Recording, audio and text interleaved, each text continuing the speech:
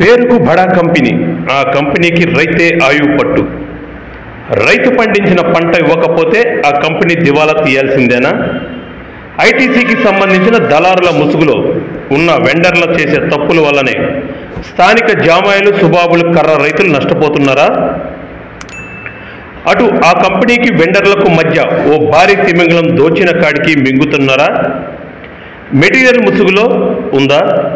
ఈ తిమింగలం చేసే పనికి ఇంటర్నేషనల్ స్థాయిలో నెంబర్ 1గా ఉన్న ఆ కంపెనీ కూడా నష్టాల్లోకి పోతుందా? వివరాలు తదుపరి ఎపిసోడ్లో.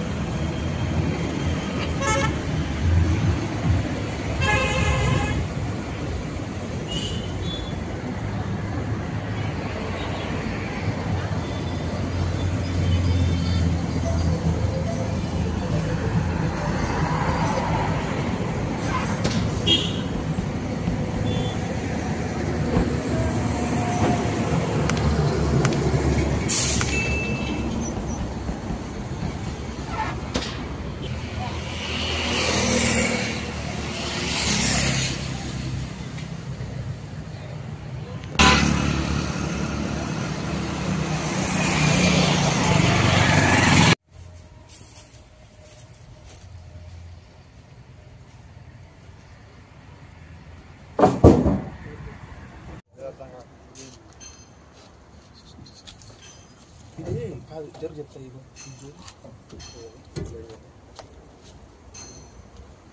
జమాల్ గారు ఇది కాదు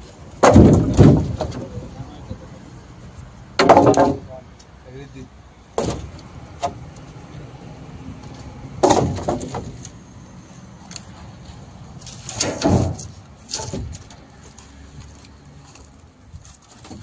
అన్నా కుతూరికి ఉంది